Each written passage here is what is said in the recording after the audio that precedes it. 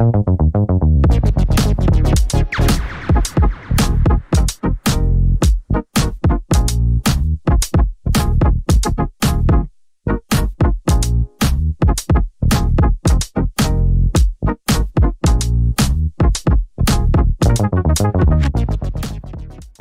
buenos días para todos. Para mí es un placer hoy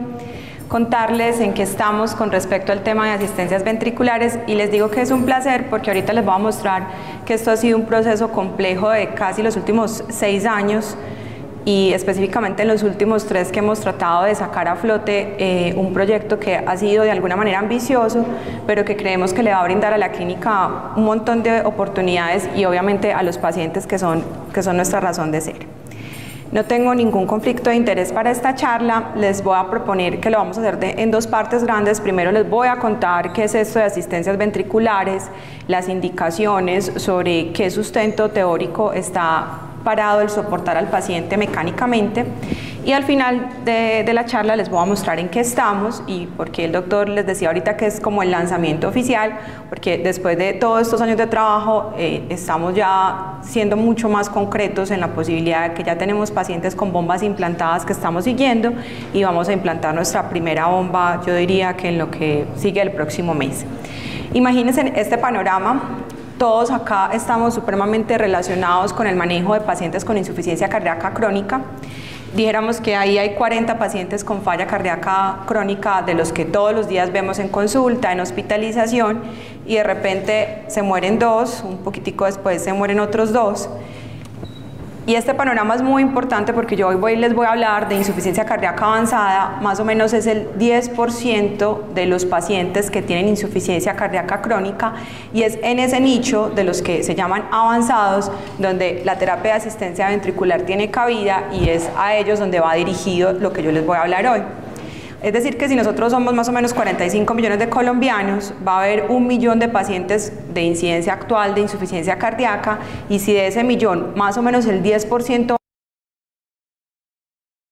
pueden haber en Colombia unos 100.000 pacientes con falla cardíaca avanzada. Y ustedes dirán, si tenemos tantos, yo les tengo que decir a todos ustedes hoy que de esos 100.000 pacientes probablemente más de la mitad están perdidos, porque el número de pacientes que llegan a programas como el de nosotros es mínimo. Se ha calculado que solo se remiten del 2 al 3% de los pacientes con insuficiencia cardíaca avanzada. Entonces yo les pongo este panorama, es para que más o menos se relacionen con la cantidad de pacientes que llegan a estadios avanzados de la insuficiencia cardíaca, los poquitos que conocemos en un centro como este, que es un centro trasplantador por excelencia, y la cantidad que se quedan por fuera sin posibilidades de manejo, y eso incluye también sin posibilidades de ofrecerles un tratamiento tan importante como una asistencia ventricular.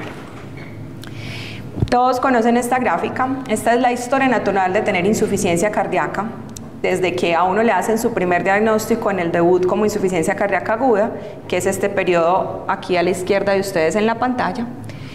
que usualmente debuta con una hospitalización o con la primera ingreso por urgencias con insuficiencia cardíaca. Ustedes conocen que nosotros tenemos en insuficiencia cardíaca algo muy particular, y es que nuestros pacientes se pueden morir súbitamente. Esto hace que difiramos un poco del paciente oncológico que tiene cáncer. Ese paciente con cáncer, seguramente ustedes van a decir, esto se parece al cuidado de lo que nosotros ofrecemos porque la mortalidad es altísima. Sin embargo, los oncólogos tienen una ventaja sobre nosotros los cardiólogos, y es que ellos de alguna manera predicen con un poquito más de exactitud en qué momento se acerca el final del paciente con cáncer. Para nosotros en falla cardíaca es un poco más complejo, por eso que ustedes están viendo acá, porque la evolución de la insuficiencia cardíaca es dinámica. Hay un porcentaje de pacientes que se mueren súbitamente, que puede ser en cualquier momento del transcurrir de la enfermedad de la insuficiencia cardíaca, pero esto que está acá, que son esos ires y venires a urgencias, hospitalización, otra vez está el paciente tal en la cama tal, otra vez volvió a la coronaria con inotrópico. Esta serie de descompensaciones son las que a nosotros nos empiezan a abrir el ojo para hablarnos de que un paciente pasó de simplemente tener insuficiencia cardíaca crónica estadio C a un estadio D, que es la que hemos denominado falla cardíaca avanzada. Y es sobre este contexto que yo les voy a hablar hoy, porque es sobre ese grupo de pacientes donde tiene cabida, obviamente el trasplante cardíaco, pero evidentemente las asistencias ventriculares. Y les decía que los oncólogos tienen ventaja porque como ellos tienen más posibilidad de saber más o menos cómo va a ser el pronóstico de su paciente, pues pueden brindar estrategias como cuidado paliativo de una manera mucho más objetiva que nosotros, pueden predecir en su paciente en qué momento van a ofrecer terapias, pero nosotros en insuficiencia cardíaca a veces nos quedamos cortos para predecir esos desenlaces y por eso algunas veces el paciente o muere súbitamente o no llega en el momento adecuado para poder brindarles terapias avanzadas, que quizás es uno de los problemas más grandes que tenemos nosotros, y yo sé que todos en algún momento han visto pacientes de nosotros de insuficiencia cardíaca a los que lamentablemente no les podemos ofrecer trasplante. Probablemente les podamos ofrecer en algún momento asistencia porque ya tienen contraindicaciones para esas terapias, probablemente porque llegan en momentos de la enfermedad en la que ya ni siquiera lo podemos hacer. Esta es la clasificación actual de insuficiencia cardíaca y se las traigo porque de esto me van a escuchar hablar todo el resto de la mañana. Y es los estadios. Clásicamente nosotros hemos dividido la insuficiencia cardíaca en ABCD, son los estadios de la AJA con respecto a la aparición o no de síntomas y cambios estructurales. Cuando estamos hablando de insuficiencia cardíaca avanzada estamos hablando del estadio D, es aquel paciente que ya tiene obviamente síntomas, tiene toda la terapia, y esa terapia incluye toda la terapia farmacológica y también de dispositivos, no de HeartMate, que es lo que estamos hablando hoy, pero sí de desfibrilador, de resincronizador. Es el paciente en el que uno ha ido avanzando en todo el tratamiento, sigue sintomático y sigue siendo hospitalizado o con consultas por urgencias, y es el que denominamos avanzado, que lo ven acá como una D. Obviamente ustedes están muy relacionados con la clasificación de la NIHA, casi todos los estadios son NIHA 4 o NIHA 3, es decir, pacientes que tienen disnea, fatiga o síntomas con mínimos esfuerzos o incluso en reposo. Difícilmente un avanzado es NIHA 2, usualmente los avanzados están en NIHA 3 o 4.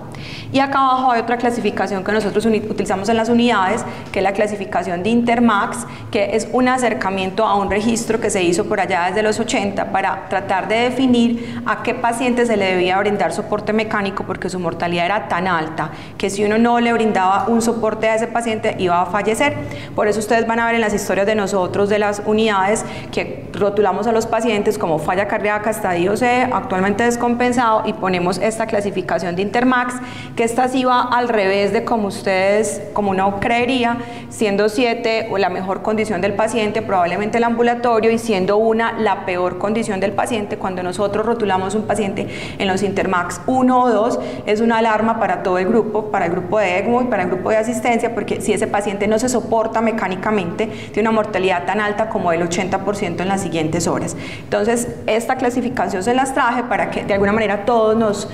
relacionemos como cómo hablamos nosotros en insuficiencia cardíaca avanzada y de las medidas que tomamos en cada uno de esos perfiles o en cada uno de esos estadios. Entonces, de forma general, lo que vamos a ofrecer cuando hablamos de asistencias ventriculares es en aquellos pacientes que definitivamente tienen que ser D, porque ya pasamos por todo, ya ofrecimos todas las terapias. Eso involucra que si el paciente era revascularizable ya lo hayamos hecho, que si había que cambiarle una válvula ya lo hayamos hecho, etcétera. Usualmente son NIHA 4, o sea, pacientes muy sintomáticos, y se me olvidaba decirles eso, una de las cosas más importantes de las insuficiencias cardíacas avanzadas es que atañe para el paciente y su familia un gran deterioro en la calidad de vida, porque estos pacientes están continuamente hospitalizados, porque ya no pueden trabajar, porque difícilmente hacen sus actividades básicas y son independientes para ellas por la disnea que esto genera. Y lo que les decía, usualmente estamos hablando de los peores perfiles de Intermax, o sea, los pacientes que más soporte necesitan.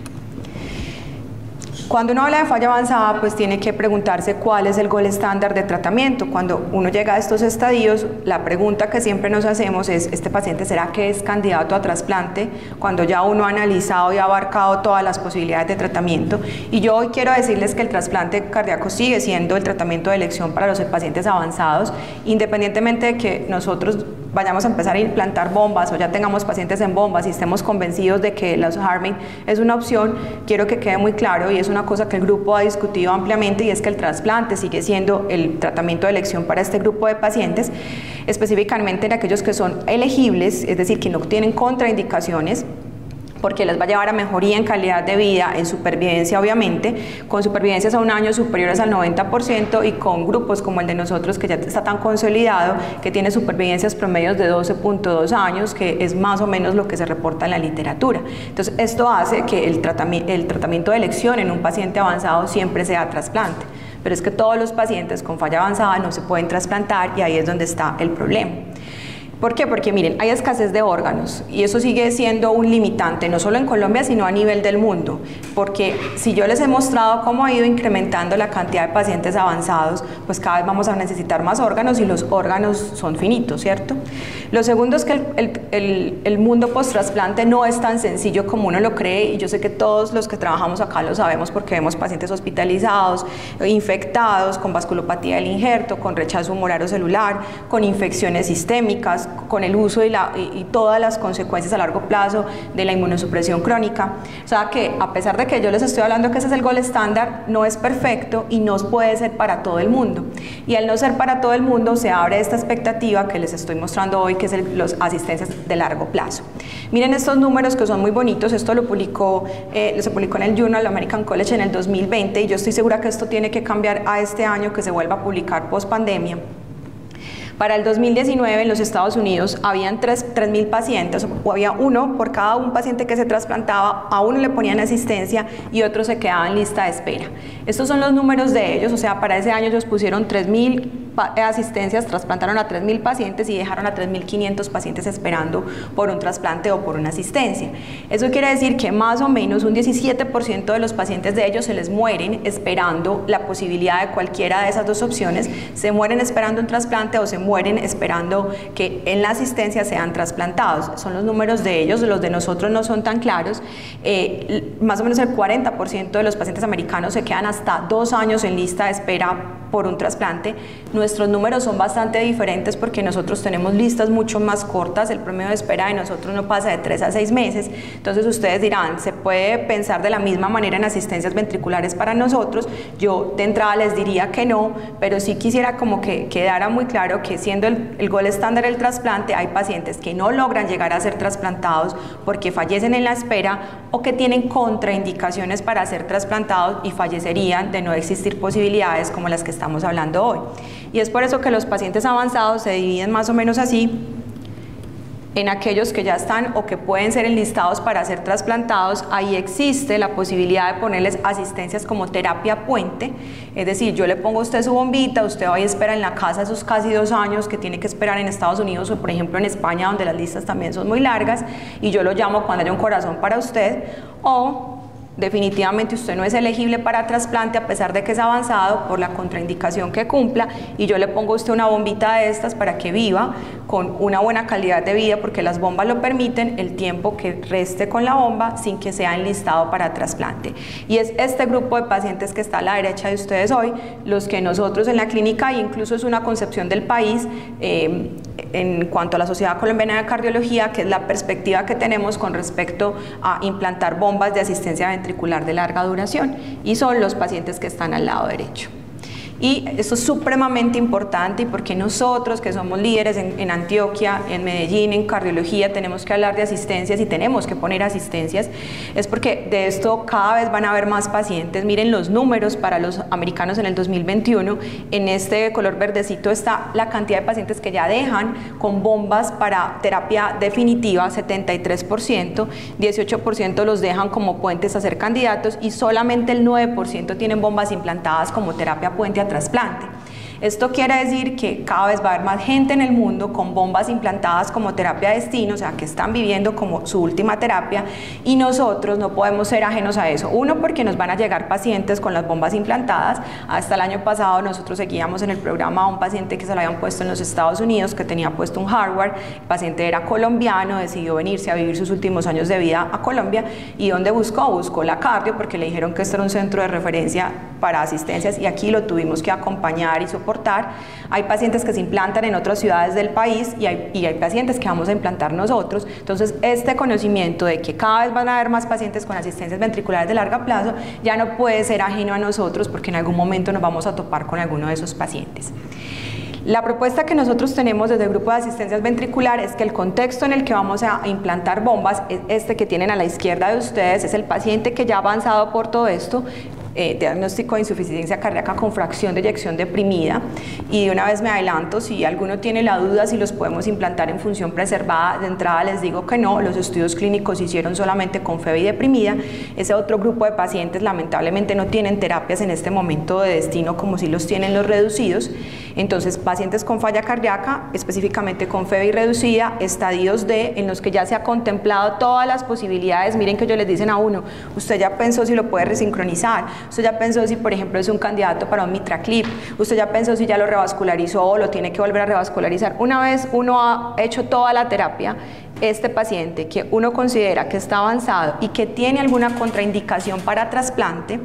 sería el contexto de los pacientes a los que nosotros les podríamos poner una asistencia ventricular. Y esto ya está muy claro, esto no es ni siquiera nuevo, les cuento que ya les voy a mostrar como el resumen histórico, pero las bombas están en el mercado hace más de 30, 40 años, solo que nosotros apenas hasta ahora estamos empezando a implementarlas. Hay estudios clínicos controlados y quizás el más importante, se los dejo acá, es el REMATCH, porque es el que permitió la aprobación por un lado de la FDA del uso del HeartMate 3 y es actualmente el estudio clínico que soporta el uso de esta bomba que nosotros vamos a implantar.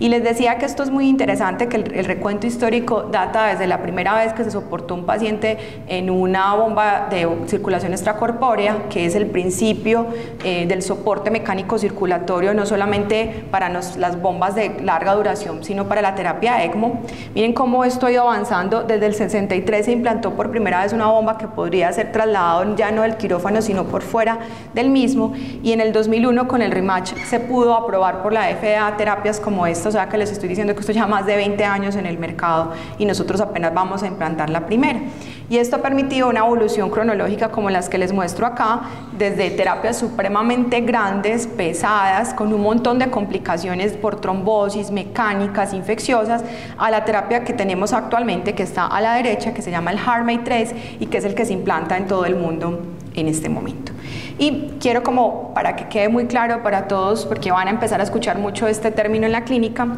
y es que uno tiene diferentes maneras de soportar mecánicamente los pacientes.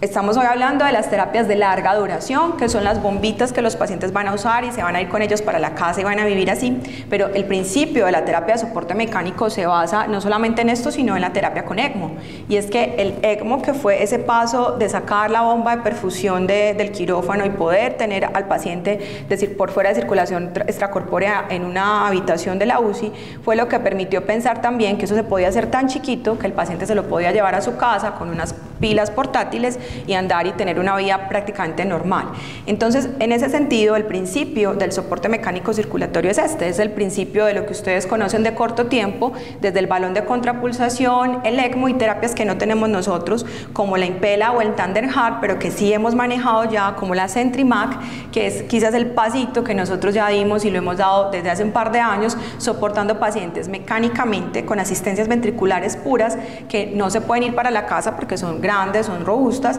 pero que son en el principio lo mismo que ya queremos hacer con unas que son más portátiles. ¿Y por qué son portátiles? Porque miren el tamaño de estas bombas. Estos pacientes se pueden implantar con casi todo el dispositivo internamente, solo queda un driveline que es externo, que ya se los muestro, y van a sus casas y hacen su vida común y corriente. Estas son las tres bombas que existen actualmente en el mundo. Está el HeartMate 2 y el HeartMate 3, que son de Abbott St. Jude. En este momento se implanta en el mundo solamente HeartMate 3 porque es la tecnología más moderna, pero hay pacientes vivos todavía con HeartMate 2. Y esta es la tecnología de Medtronic, que se llama el hardware. El hardware era un poco más liviano, pero resulta que en el 2020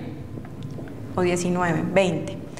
hubo un warning de la FDA que sacó de uso esa bomba ya no se implanta por un alto número de ACVs asociados por trombosis, y eso llevó a que en este momento dijéramos tenemos que relacionarnos con el uso de asistencias ventriculares de largo plazo tipo HeartMate 3, porque es la bomba que se está implantando en el mundo y quizás la que va a seguir por mucho tiempo dominando, porque no hay como un gran interés, por ejemplo, de Medtronic o de otras casas farmacéuticas de seguir explorando el mundo de las asistencias ventriculares. Entonces, ya parados en ese contexto, ya les he mostrado específicamente de cuáles estamos hablando. Yo quiero que todos conozcamos de manera muy general qué son estos soportes ventriculares de mediano a largo plazo, porque todos los que estemos acá nos vamos a cruzar en algún momento con estos pacientes. Entonces, estos son bombas. Esta no es específica el HeartMate 3, porque el HeartMate 3 tiene una tecnología diferente que es levitativa, levita la sangre dentro de ella, pero lo que quiero mostrarles es que es una bomba que propulsa la sangre. ¿Cómo la propulsa? A través de un injerto que va a la aorta ascendente y se va a ocupar de toda la función del ventrículo izquierdo. Y es de ahí que es muy importante que conozcamos que uno de los problemas que tenemos en los pacientes con asistencias ventriculares de largo plazo son las fallas derechas. Y esto queda completamente implantable, como les decía, lo único que ve uno es el dry line que sale de forma subcutánea en el abdomen del paciente. Entonces, estos dispositivos ya tienen 3 generaciones. Yo sé que para nosotros parece como novedoso, pero les digo, llevan más de 30, 40 años siendo implantados, 20 años más que todo con uso aprobado por la FDA. Las primeras bombas eran de flujo pulsátil, quizás las más similares a la fisiología normal, pero no fueron las más convenientes. Eran muy grandes, tenían unos dry line muy largos, tenían muchas partes, estos pacientes tenían frecuentes infecciones, la bomba fallaba con mucha facilidad y a pesar de que preservaba el flujo pulsátil, que eso tiene unas ventajas fisiológicas que ya se las voy a mostrar, pues no era tan buena por todo el número de trombos, porque había mucho sangrado y esas bombas rápidamente desaparecieron. Las de segunda generación, en este caso son el HeartMate 2, son bombas de flujo axial, eran de flujo continuo, es un elemento rotante suspendido que permitía propulsar la sangre, también tenían altas tasas de trombosis y fallo de la bomba, eso fue lo que hizo que específicamente St. Jude, esta era la que les mostraba ahorita, se propulsaba a través de esta bomba la sangre, rápidamente migrara a las de tercera generación, que específicamente tienen un flujo continuo, pero centrífugo, ese es el HeartMate 3 y el Hardware que ya desapareció, similares a una Centrimag, pero en cuanto a su funcionamiento específico, mucho más pequeñas e implantables pues, para llevárselas. Tienen un disco electromagnético que permite que la sangre levite, que produce el flujo continuo. Esto genera menos hemólisis, menos trombosis y por tanto son las bombas que actualmente se están implantando. Y les decía que esto es muy bonito porque a través de esto, que es la centrífuga, pues se va a propulsar la sangre al injerto que sale directamente a la aorta ascendente con muchas menos dificultades que aquellas bombas que eran pulsátiles o que eran de flujo axial sin ser perfectas. No podríamos decir que ninguna de estas tecnologías es perfecta y por eso tenemos consecuencias a largo plazo. Entonces, en este momento lo que se está implantando en el mundo es esto, los HeartMate 3. Hay un estudio clínico controlado que es el Momentum 3 que permitió definir que era superior en cuanto a desenlaces adversos, específicamente ACV asociado a la bomba, y es lo que hizo que Abbott sacara, o sea, ya no implantaran más las dos y quedaran en el mercado únicamente los HeartMate 3, y esa es la bomba que la clínica en conjunto con el grupo de asistencias ventriculares ha decidido que se va a implantar y que ustedes van a conocer en las próximas semanas o en el próximo mes con el primer implante que ya lo tenemos preparado. Estas son las ventajas que tiene. Miren que el flujo centrífugo, a pesar de que no es lo más fisiológico posible, permitió o es superior al flujo axial en cuanto a los desenlaces que más temíamos, ya les voy a mostrar por qué, que son ACV discapacitante específicamente y por supuesto que la bomba no se trombose.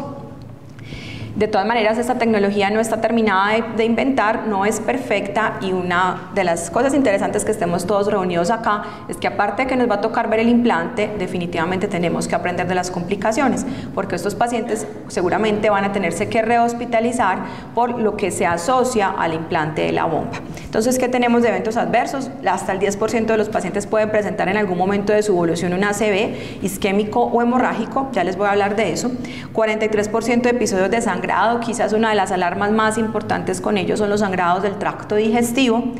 24% de infección del dry line, y eso ahí sí que tenemos que ser súper juiciosos y cuidadosos con lo que vamos a hacer en el cuidado de esa línea, porque es supremamente importante la educación al paciente, pero también cómo trabajemos nosotros. Y hasta uno de cada 3 pacientes puede llegar en algún momento a hospitalizarse porque desarrollan insuficiencia cardíaca derecha en el transcurrir de su implante. Y ya les decía por qué uno le está entregando toda la fuerza al izquierdo, porque la bomba se implanta izquierdo, a pesar de que en el mundo existen tecnologías como el Total Artificial Heart que soporta los 2 ventrículos, no existe para nosotros una manera de soportar en este momento un paciente para el izquierdo y el derecho, por lo que podemos brindar es soporte izquierdo, o sea que el derecho siempre queda, dijéramos, como pagando las consecuencias de no poder ser soportado. Una vez nosotros elijamos un paciente como posible candidato a asistencia, y esto se va a derivar de un trabajo muy juicioso en el que denominemos que el paciente no sea candidato a trasplante porque cumple alguna contraindicación, y quizás el paciente que ya tenemos enlistado y que estamos esperando únicamente la aprobación de la aseguradora para implantar, la razón por la cual se va a implantar es por una hipertensión pulmonar no vasoreactiva. Creería yo que esa va a ser una de las principales razones por las que nosotros vamos a proponer asistencias en esta institución, y es el paciente que tiene la edad, cumple las características de falla avanzada, pero cuando nosotros empezamos el protocolo nos damos cuenta que está tan hipertenso pulmonar que eso se convierte en una contraindicación absoluta, y de ahí sería un candidato para terapia de soporte mecánico con LVAD, con asistencias ventriculares de largo plazo, y quizás ese va a ser el contexto de nuestros pacientes de los más elegibles. Lo que les quiero contar es que nosotros diseñamos todo un protocolo de preimplante, es un protocolo que involucra estudios clínicos, dentro de ellos TAC de tórax, TAC de abdomen, en parte porque el cirujano tiene que saber cómo va a diseñar o cómo va a entrar para el implante de la bomba. Es supremamente importante las valoraciones de 3 grupos que para nosotros son fundamentales, y son psiquiatría, trabajo social, nutrición y cuidado paliativo.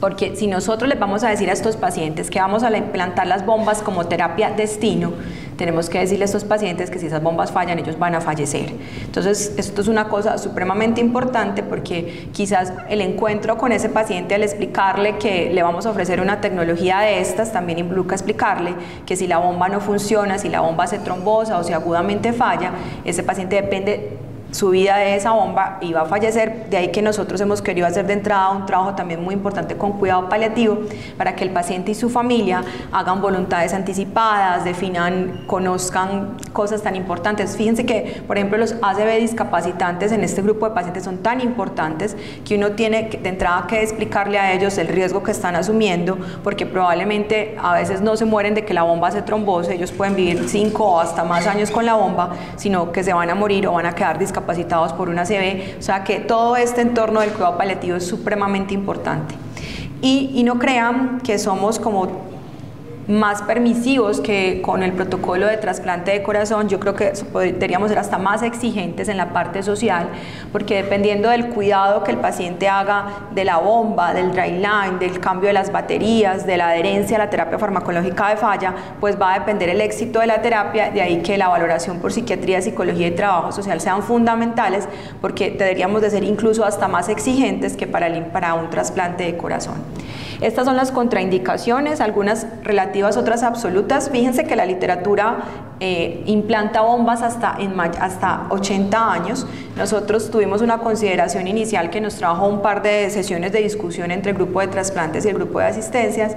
Recuerden que nosotros trasplantamos hasta los 70 años de edad en Colombia, y por ahora, y mientras que la terapia se consolida, nosotros no vamos a implantar bombas sino hasta pacientes de 65 años. Esto tiene mucho que ver con el costo de una terapia como estas, socialmente lo que significa para todos nosotros, no solo como médicos, sino como ciudadanos colombianos, enfrentar terapias tan costosas como estas, y lo otro, pues por el pronóstico que uno le puede ofrecer a un paciente con más años. Sin embargo, yo les quería mostrar esto porque no es ajeno a que en los Estados Unidos, como el paciente paga su terapia, se implantan bombas en gente tan adulta como hasta los 80 años de edad. Hay otras que son también contraindicaciones relativas, como la obesidad, índices de masa corporal por encima de 35, o la caquexia, pesos menores de 30, porque tienen que ver en cómo entra la bomba y cómo soporta el tórax la bomba.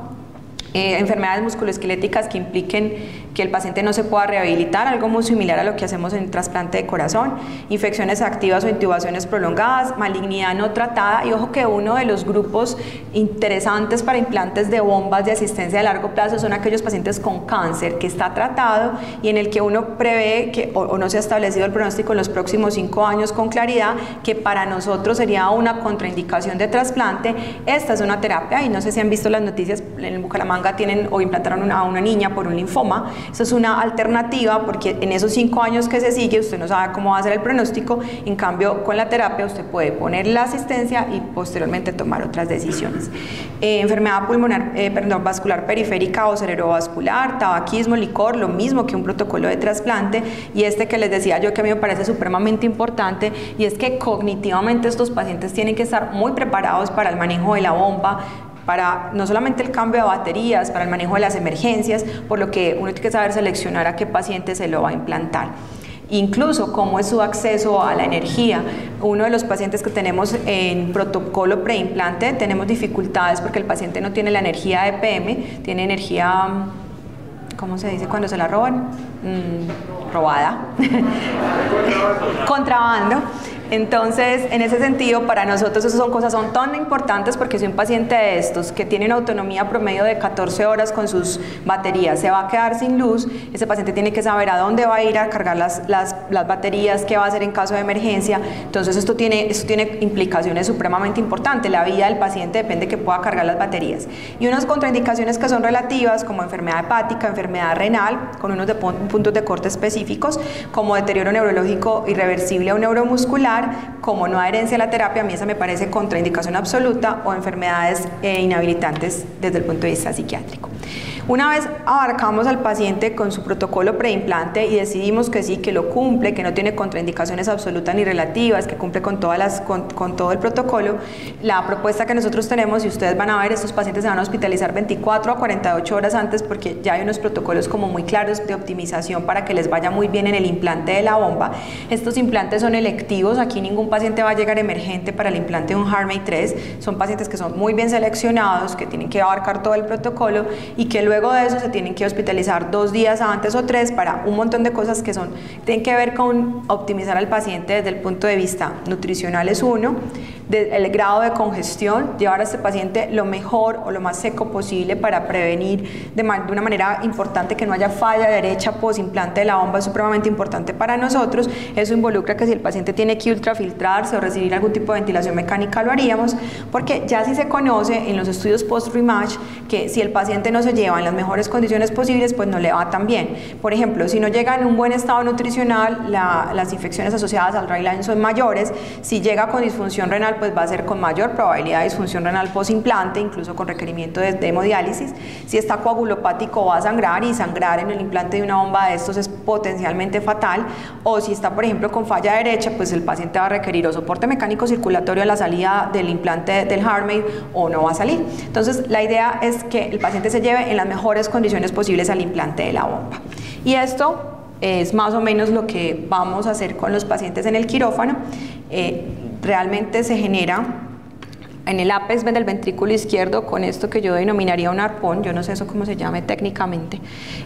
Omar, ¿cómo se llama eso? Mandril. ¿Un qué? Mandril. Bueno, un mandril.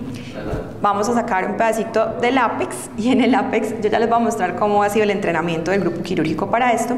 En el ápex va a ir específicamente, en el ápex del BI, la bomba implantada. Les decía yo que lo único que ustedes van a ver es el dry line, que es esto que les señalo a la derecha de la pantalla de ustedes, porque el resto está tunelizado, y obviamente el injerto que va a la aorta ascendente tampoco lo vamos a ver. Y más o menos esto es lo que el cirujano va a realizar, es el implante de la bomba en el ápex cardíaco, va a tunelizar el injerto hasta la aorta ascendente, y lo que nosotros vamos a ver por fuera es el dry line, que va a ir conectado a esto, que es el controlador externo, que es del tamaño más o menos de un celular. Ese controlador o mini consola le permite al paciente ver cómo están sus baterías, alarmas, tiene alarmas sonoras y alarmas visuales, y a nosotros como sus médicos nos permite también identificar las alarmas que haya tenido en el último periodo desde la última consulta. Y más o menos esto que ven a la derecha de ustedes es lo que se le entrega al paciente. Este es el mini controlador o la mini consola, que es la que cargan acá como adelante como una riñonera. Siempre andan unidos a un par de baterías, tienen 4 pares de baterías, o sea, tienen 3 cargando más las que tienen puesta, y se les entrega además otro mini controlador por si hay una emergencia, y todo este kit, un kit que es para poner a cargar las baterías en la casa,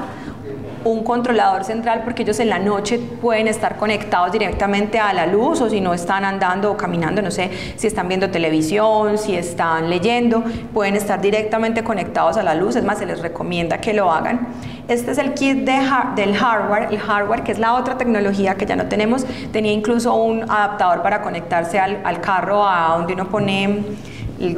¿cómo se llama? El encendedor. Esta que es el HeartMate 3 no tiene eso. El HeartMate 3 tiene los 4 pares de baterías que se le entregan al paciente, o sea 8, tiene el que se conecta directamente a la luz, y tiene todos estos bolsitos para que el paciente tenga pues como las diferentes formas de desplazarse, desde un chaleco que parece un chaleco pues sí, parece antibalas porque aquí tiene al lado las dos cositas para las baterías, hasta uno que parece una riñonera y también tienen otro que es este que está acá a la mitad, que es completamente impermeable para que se puedan bañar, porque quizás la única cosa que uno sí tiene que explicarle a su paciente con un HeartMate 3 o con una asistencia es que no se puede meter a una piscina y no se puede meter en el mar, y el baño tiene que ser protegida la piel, y obviamente la batería y el mini controlador tiene que estar completamente no permeable al agua para que no vaya a pasar alguna emergencia. Entonces quizás si el paciente, y eso hay que explicárselo, podrá haber algún paciente que elija no querer tener una asistencia ventricular porque sea más importante para él nadar o ir al mar, no sé, pero esto hay que explicárselo. Out St. Jude dice que prevé que más o menos de aquí a 5 años va a tener una tecnología completamente implantable, es decir, que no va a haber dry line, que no va a haber nada externo. Creo que todavía nos falta, pero eso sería importante. Ellos prevén que van a crear una tecnología que se va a recargar como recargamos el iPhone poniéndolo encima,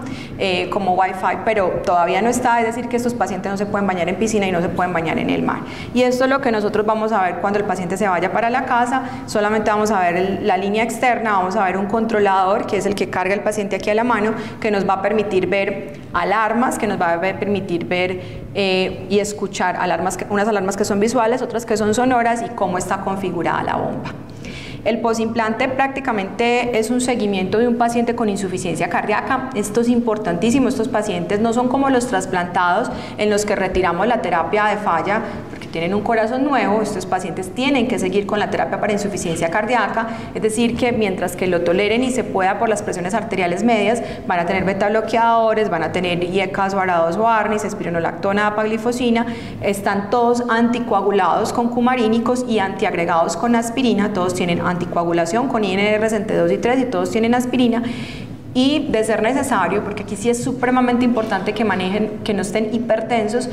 otra medicación antihipertensiva. Van a tener un seguimiento del cuidado del dry line, un protocolo de anticoagulación por el programa de anticoagulación de nosotros, y van a estar continuamente en reeducación ellos y sus cuidadores, porque ya vieron pues que esto implica el cambio de las baterías, el cuidado de los mismos. Van a tener ecocardiografía, test de caminata de 6 minutos, etcétera, en el seguimiento. Y lo que quiero mostrarles es que ese incremento que yo les decía ahorita teórico ya no es tan teórico, es real. Cada vez más pacientes que se quedan con la terapia como terapia destino. Yo he conocido pacientes en listas de esperas, por ejemplo en Estados Unidos, que cuando ya se les ofrece, venga que lo va a trasplantar, eligen quedarse en la bomba. Les parece que es más chévere la bomba, que tienen menos efectos secundarios, que no van a tener todos los riesgos de la inmunosupresión. Es decir, que también vamos a ver ese viraje a pacientes que eligen quedarse cuando se les ofrece pues como terapia puente, quedarse en las asistencias ventriculares, porque exceptuando lo que les muestro de bañarse, también para cualquier paciente tener que depender de cambiarse las baterías puede ser difícil, pero exceptuando eso, los pacientes tienen una calidad de vida normal, trabajan, manejan, hacen sus cosas comunes y corrientes. Y hay otra cosa importante, y es que con el nuevo sistema de asignación de trasplante en los Estados Unidos, el número de pacientes a los que actualmente se trasplantan desde bomba es superior al 80%, es decir, ellos cada vez más ponen no solamente como terapia de destino, sino que mandan a la casa con la asistencia de largo término y desde ahí los llaman, por lo que cada vez hay más asistencias puestas en el mundo. Y esta es la grafiquita que les mostraba al principio. En la barra roja es la cantidad de pacientes ya implantados como terapia de destino. Sin embargo, les decía que yo no les puedo mostrar esto como la terapia perfecta, así como les dije que el trasplante es el gold estándar. Esto tiene un montón de complicaciones y el número de hospitalizaciones de estos pacientes es muy importante. Las complicaciones potenciales tienen que ver con estas que les voy a enumerar a continuación, desde las iniciales por el implante de la bomba hasta todas las que llevan a largo plazo. Y es que miren, nos costó 750 millones de años entender que el flujo del corazón es pulsátil, va a vivir más o menos entre 60 a 70 años, y ahora se nos ocurre ya no tener un flujo pulsátil, sino un flujo continuo. Entonces el flujo continuo tiene cosas para el paciente, claro, es muy chévere, no tiene pulso, no tiene presión, eso a uno le parece como muy emocionante cuando los ve la primera vez, pero pagar eso, pagar las consecuencias de que se nos olvidó todo ese tiempo de nuestros años de evolución, es lo que trae las consecuencias de las complicaciones de estos pacientes, y que es a lo que también, así como estamos preparándonos para implantarlo, nos tenemos que preparar para soportar las complicaciones. Entonces, ¿cuáles son? Estos pacientes, al tener un flujo continuo, tienen más hemólisis, tienen activación plaquetaria, tienen una forma como de factor de von Willebrand, de pérdida del factor de von Willebrand adquirido, tienen estrés oxidativo, tienen mucha tensión en la pared. Esto explica en parte la junto con lo que les voy a mostrar por qué tienen tantos sangrados, tienen angiogénesis, aumento del tono simpático, aumento de la rigidez vascular. Esto se parece desde el punto de vista fisiopatológico al síndrome de Hayden, el que tenemos en los pacientes con estenosis aórtica que empiezan a hacer hemólisis y por eso sangran en el tracto digestivo, por eso el sitio de sangrado de este grupo de pacientes es digestivo.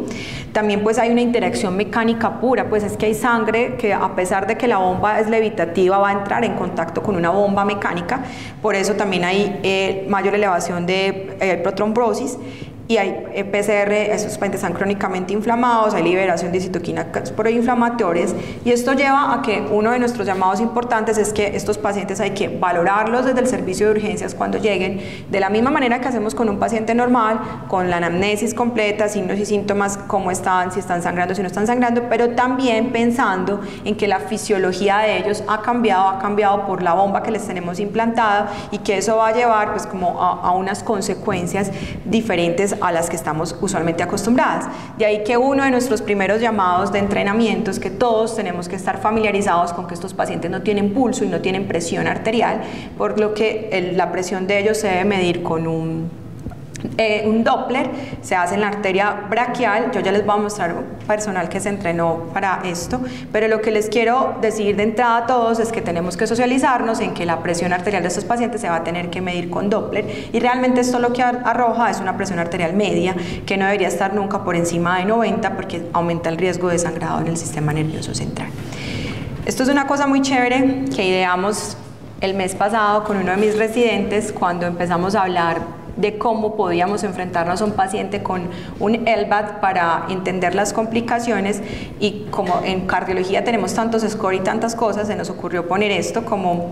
A2, B2, C2, D2, ya les voy a decir qué es eso. Es una especie de mnemotecnia que les quiero traer hoy para que todos acá empecemos a pensar en las complicaciones posibles de un paciente con asistencia ventricular. Las dos A son arritmias, a estos pacientes les siguen dando arritmias, por eso no les quitamos los desfibriladores cuando ya los tienen implantados. ACV, les decía, hay que estar muy familiarizados con la alta tasa de accidente cerebrovascular de estos pacientes. La primera vez de sangrado, la segunda vez de la bomba trombosada, y es que estos pacientes pueden acudir a urgencias por alarmas de la bomba cuando se trombosa. La primera C del lado de allá es que hay que tener presente que estos pacientes pueden venir por otras alarmas diferentes a trombosis de la bomba, o sea, por el controlador. La otra es que estos pacientes pueden llegar con alteración de la conciencia y en paro, y hay experiencias de grupos de otras partes del mundo que olvidan que a estos pacientes hay que reanimarlos, entonces a estos pacientes hay que reanimarlos si está indicado. Y las dos otras D son la infección del right line y la falla derecha, y esto de A2, B2, C2, D2 es para que todos nos acordemos el mayor porcentaje de complicaciones que puede tener un paciente con una asistencia ventricular.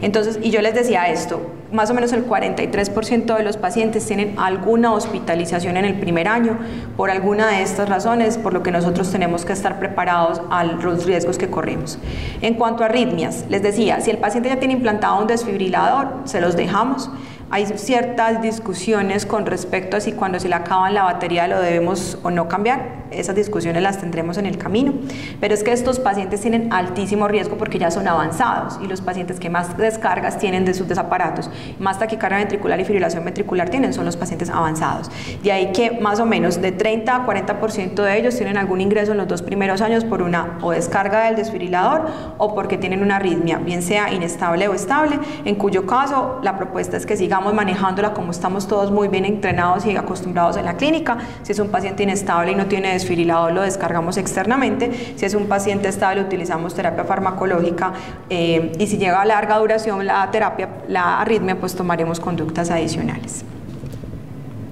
Accidente cerebrovascular, la segunda A, ellos se comportan más o menos en un 50-50% de que sea hemorrágico o de que sea isquémico. Les decía por qué, porque es que estos pacientes tienen un síndrome de bomba biliar adquirido, tienen angiodisplasias, tienen mucho riesgo de embolismo por la patología inicial y obviamente a pesar de que están anticoagulados y antiagregados nos van a tañir como un enredo específico cuando lleguen con un ACV isquémico para la decisión específica de trombolisis que tendremos que discutirla juiciosamente con neurología. Más o menos un 10% en los 2 primeros años de estos pacientes van a tener, un 50% podrán ser hemorrágicos y un 50% podrán ser isquémicos. O hay pacientes que llegan a tener de los 2 tipos durante su seguimiento. ¿Por qué les decía que esto nos va a traer problemas o que nos tenemos que poner muy juiciosos en cómo vamos a manejar estos pacientes? Pues porque hay discusión con respecto a si la trombolisis es efectiva en un paciente con una asistencia ventricular. La gran mayoría ya van a tener de entrada una contraindicación para el uso de RTPA.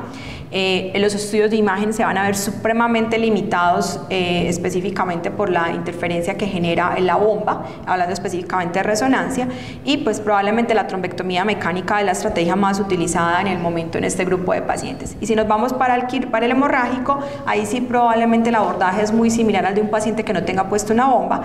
No es posible la angioresonancia, les decía, ahí ya vamos a empezar a tener problemas. Las indicaciones quirúrgicas son similares y nos tendremos que poner muy acuciosos en tomar la decisión de la suspensión de la anticoagulación y la antiagregación. Ya les decía por qué, porque esto puede trombosar la bomba. Las complicaciones por sangrado pueden ser como del 22 al 32%, más o menos 0.35 personas al año, al menos en el primer año tienen algún sangrado. Es la segunda causa de rehospitalización y puede tener una mortalidad tan alta como el 2%. El enfoque es similar y les decía que la gran mayoría son del tracto digestivo, por lo que estos pacientes deberíamos tener presente que tengan inhibidor de bomba de protones, pero además estar muy preparados para otras alternativas. Hay grupos del mundo que usan ácidos grasos omega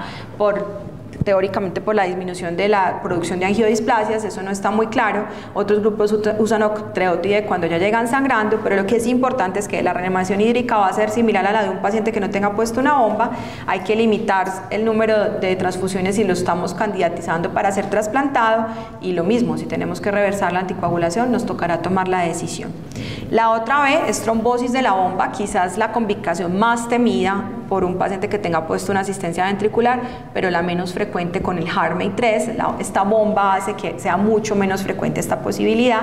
Definitivamente, ¿qué va a pasar? Es un paciente que súbitamente se colapsa, esto produce una alarma sonora y es la alarma más sonora de todo el equipo, hace que el paciente tenga que ser traído a emergencias por la familia probablemente, porque el paciente pierde la conciencia, y la alarma pues nos va a mostrar un aumento del flujo, y ahí nosotros tendremos con ecografía de la cabecera del paciente o con un angiotac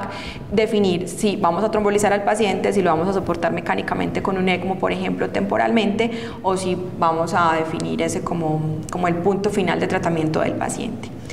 Es la complicación que lleva a más cambio del dispositivo, cuadro clínico desde falla cardíaca hasta parada cardíaca y muerte, y les decía, con la última bomba esto es mucho menos frecuente. Esto es como le evita la bomba, pues obviamente imagínense el paro abrupto de la bomba por un trombo, esto, es obstruyendo el tracto de salida de la misma o dentro, pues va a producir la parada del paciente. Y pues la otra C, que es de parada cardíaca y de circulación, hay algoritmos ya muy bonitos, aquí pues no vamos a tener el tiempo de verlo por completo, pero obviamente estos pacientes se tienen que aplicar los algoritmos que todos conocemos de parada cardíaca, del estado de conciencia, siempre verificando el estado de la bomba, desde cosas tan sencillas como si el paciente está en parada, verificar que no haya un problema con el driveline a la mini consola, que esto tiene muchos seguros, o sea, las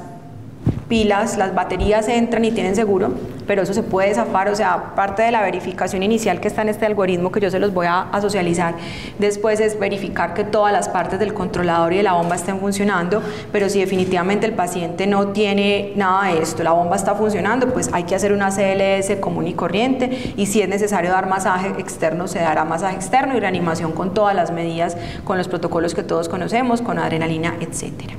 Hay otras alarmas, que era la otra C que yo les puse del controlador, que también pueden hacer que este paciente ingrese por urgencias. Son alarmas que son visuales o sonoras, que no tienen tantos riesgos como la parada de la bomba, pero que van a ser importantes de interpretar. Estos pacientes pueden consultar por alarmas, por ejemplo, de PI events, que son eventos de succión, son por ejemplo pacientes que se deshidrataron porque tienen una diarrea o porque tienen un choque hemorrágico porque están sangrando. Entonces la otra C que les puse ahí es que tengan presente de interrogar el controlador para saber por qué alarma está consultando el paciente, y cada una de esas alarmas, como baja potencia, alto flujo, bajo flujo, tendrá como un algoritmo en consideración para resolver lo que está pasando. Y la última D es del driveline infectado, este paciente que consulte con nosotros por urgencias, a pesar de que el cuidado de la herida es propio del grupo de asistencias ventriculares, pues no hay que pasar desapercibido que pueden llegar así tan feo como esta herida de este paciente. Las infecciones hacen parte de una de las tres principales causas de consulta y hospitalización del paciente con una asistencia ventricular. Pueden ser específicas, es decir, relacionadas con la bomba, y el que la más le tememos es esta, la infección del driveline, pero ellos también pueden tener no específicas, pueden tener cualquier otro tipo de infección. Les decía que en este grupo de pacientes es supremamente importante hacer un juicio clínico de otras cosas que pueden tener. Pueden estar tan localizadas o estar locorregionales o de la misma bomba, que implicaría el cambio de la misma, y pues lo que se conoce es que los principales gérmenes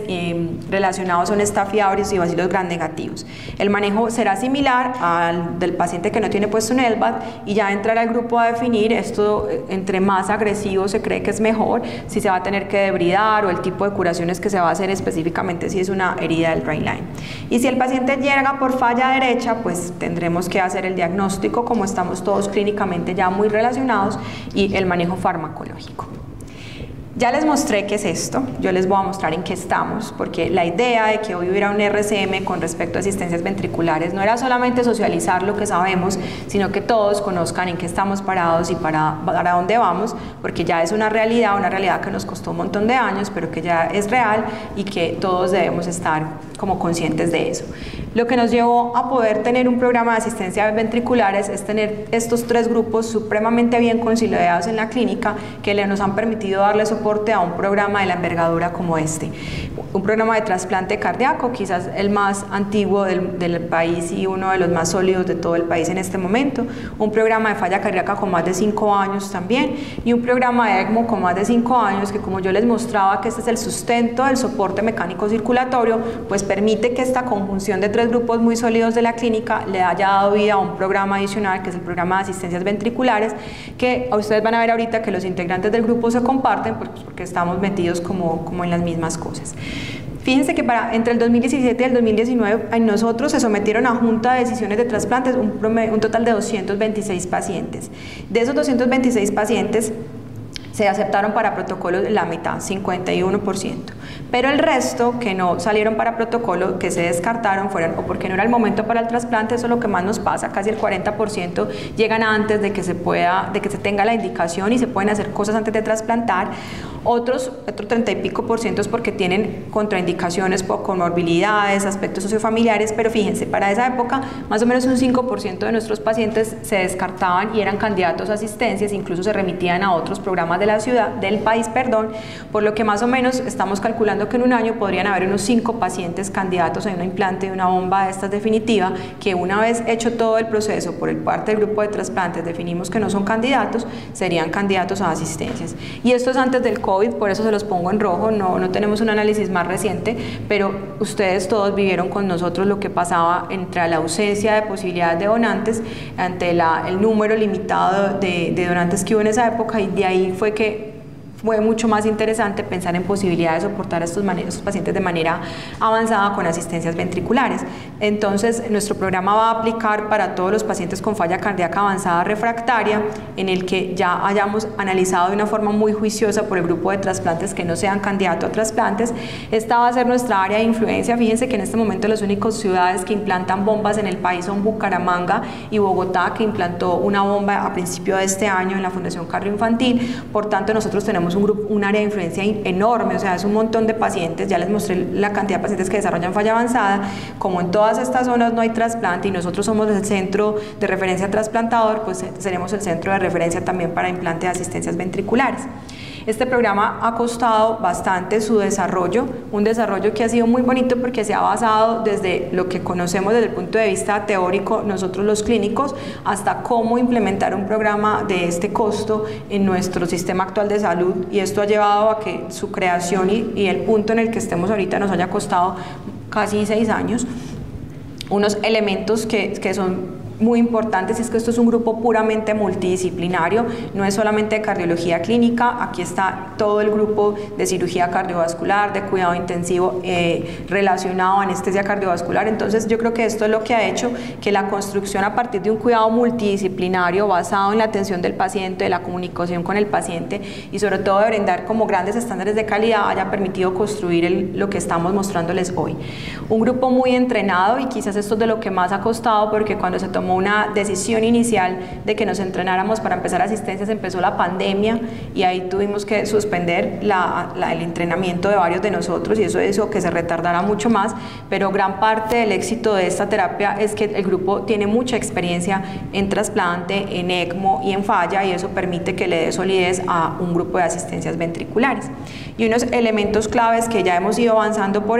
alrededor de ellos, como un soporte institucional que ha permitido que lleguemos al punto en el que estamos, un personal entrenado en las diferentes áreas, y no solamente en las diferentes áreas médicas, sino en las áreas de apoyo de nosotros, nutrición, enfermería es fundamental, ya se los voy a mostrar por qué, rehabilitación cardíaca, entre otros, el desarrollo de unos protocolos y guías que ya se construyeron y es lo que nos permite poner en práctica ahorita lo que vamos a hacer.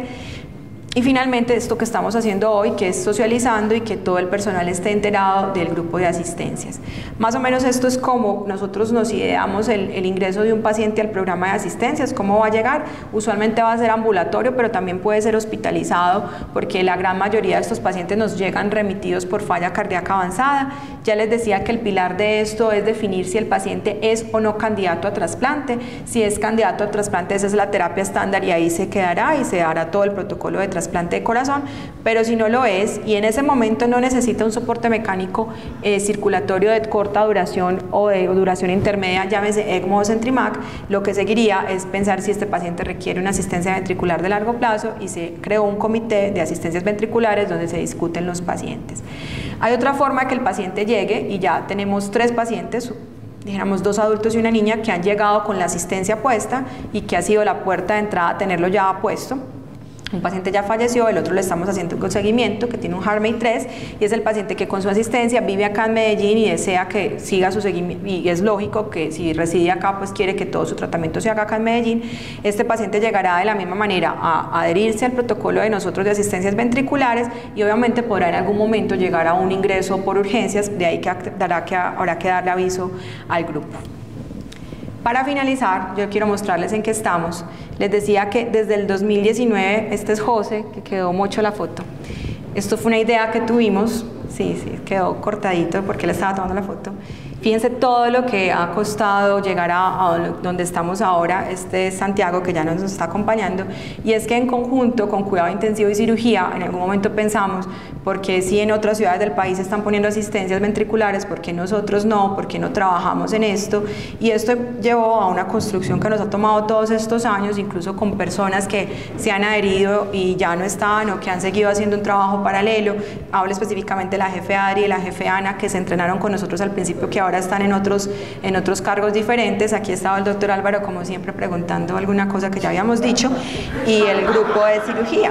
Bueno, y aquí hay un elemento importantísimo. Aquí está Márgara, que nos ha acompañado todo el tiempo, y es que ustedes no se alcanzan a imaginar cómo ha ganado las asistencias en pediatría. Esto es una cosa enorme. Cada vez incluso hay grupos del mundo que implantan más en niños que en adultos, por lo que a pesar de que en este momento no hemos tomado y no se va a encaminar a niños, la idea es que paralelamente esto empiece a crecer y así como ya creció el grupo de adultos, podamos ofrecer también asistencias ventriculares en pediatría. Este es el entrenamiento con el grupo quirúrgico. Entonces acá no solamente son importantes nuestros 2 cirujanos, José, que ha estado pues como al lado mío todo este tiempo, el doctor Juan Camilo como jefe, sino que todo el personal de instrumentación, anestesia cardiovascular y perfusión se han tenido que entrenar en cómo va a ser el momento del implante de la bomba. Les decía yo que enfermería es fundamental, no solamente porque hace parte de ese proceso de coordinación del programa, sino que ellas son fundamentales en educación del paciente, en cuidado de la línea y en el cuidado de la bomba, e incluso en el momento del implante ellas están también capacitadas para ayudarnos en esto. Ahorita están con nosotros la jefe Aleja y la jefe Marce, que esperemos que se queden con nosotras en este proceso. Y ¿por qué? Porque son la conjunción del programa de falla cardíaca y del programa de trasplante, que les decía yo que son la suma de lo que nosotros estamos haciendo. Este es el entrenamiento después de muchos años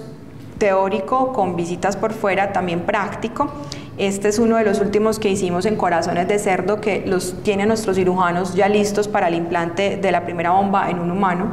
Esto consistía en hacer exactamente la misma técnica quirúrgica que ellos van a hacer al lado de un proctor internacional que los va a acompañar en el primer implante en un ser humano, y más o menos esto es como lo que queda después de la inserción de la bomba en el ápex del ventrículo izquierdo, el injerto que va a ir a la aorta ascendente y del controlador, que este sí es uno como se los mostraba ahorita, que es el que va a tener el paciente acá. También hemos tenido que hacer un trabajo arduo con el personal de los médicos generales, no porque sea arduo con ellos, no, sino porque es importante. Ellos van a ser la puerta de entrada a urgencias, a los servicios de hospitalización. Ellos están con nosotros en cuidado intensivo, y les decía que parece como que lo vemos muy normal, pero el hecho de que este paciente no tenga pulso y no tenga presión, pues nos hace, y este es un paciente ya con la asistencia puesta, que es el que estamos haciéndole seguimiento, que sea hasta un reto la forma de la toma de la presión. De ahí que miren que hay que tener disponible el Doppler, que estará en los diferentes servicios. En urgencias hay un Doppler, en la UCI hay un Doppler, en la Coro hay un Doppler, y nosotros tenemos un Doppler para asistencias ventriculares. Pero fíjense que eso también ha sido parte de este proceso para poder llegar en el momento en el que estamos. E incluso pues también hacemos ya el control de uno de los pacientes ambulatorios, que es este paciente que con su permiso me permitió poner la foto. Él es don Alberto, es un paciente de Medellín que en el 2019, hacia noviembre, diciembre, lo discutimos en la Junta de Trasplantes, se definió que no era candidato a trasplante porque estaba hipertenso pulmonar, lo enviamos a Bucaramanga y ahora tiene implantada la bomba y está viniendo a controles con nosotros. Esto es un HeartMate 3, acá estaban explicando cómo se puede poner el chaleco como una forma, y acá está presente la familia del siguiente paciente que se va a implantar, que ya lo tenemos listo, porque se hizo una educación conjunta para que esta familia y el paciente nuevo vieran cómo se implanta la bomba, en qué consiste, y se le dieran como las recomendaciones. Y este es el controlador externo que van a ver alrededor del paciente, bien sea en la habitación o el que nosotros tenemos en la consulta de falla, que nos permite interrogar el dispositivo, así como lo hacemos con los desfibriladores y los resincronizadores. Es muy similar, simplemente este no es Wi-Fi, sino que este se tiene que conectar y arroja cómo está la bomba, que estos son unos parámetros muy similares a los que estamos ya acostumbrados en un ECMO, cómo está la velocidad, cómo está el flujo, etcétera, pero además nos permite evaluar acá en estos punticos de acá si el paciente tuvo alarmas, cuándo las tuvo, por qué las tuvo, cuántas tuvo, y es la forma que tenemos nosotros de interrogar el dispositivo cuando el paciente viene a consulta o cuando tiene una emergencia, para tomar decisiones desde el punto de vista clínico. Entonces, en eso estamos en este momento, en un paciente adulto que estamos siguiendo ya implantado con un HeartMate 3, en un paciente en espera de la autorización de la aseguradora para el implante, es decir, un paciente que ya hizo protocolo preimplante y está listo, y un tercer paciente a la espera de autorización de protocolo preimplante, que es como lo que se nos avecina, y por eso era tan importante que hoy todos ustedes como que se enteraran de una manera, yo sé que muy rápida, y muy general, de lo que estamos haciendo en asistencias ventriculares, porque ya esto es una realidad. Este paciente lo van a ver caminando por ahí, al siguiente estamos a punto de programarlo para implante y va a ser una realidad para todos nosotros. Si hay algo que yo he aprendido en estos 6 años tan complejos de construir este programa con el grupo de asistencias ventriculares, es que lo único que nos puede llevar al éxito es un verdadero trabajo en equipo, y quizás esas fotos que yo les mostré eran con ese sentido, de que vieran que esto no es es complejo y no ha sido tan sencillo, pero el trabajo en equipo que nos permite tantas especialidades como los que tiene la clínica cardio es lo que nos va a permitir llevar un programa como esto de tanto trabajo tan complejo a ser exitoso, a brindarle posibilidades a los pacientes, que es el final de nosotros, que es el fin propio de nosotros. Ustedes no saben lo esperanzado que está este paciente en el implante de la bomba, incluso siendo él muy consciente que va a ser el primer paciente implantado en la clínica. Él sabe que es la posibilidad que tiene, porque días antes le habíamos dicho que al no ser candidato a trasplante no había otras opciones de manejo. Entonces yo creo que es frente a eso que nosotros debemos ser muy juiciosos en la selección del paciente, en el cuidado del paciente, y sobre todo en un trabajo en equipo, porque ese trabajo en equipo es el que va a permitir que este programa de asistencias ventriculares sea muy exitoso. Muchísimas gracias.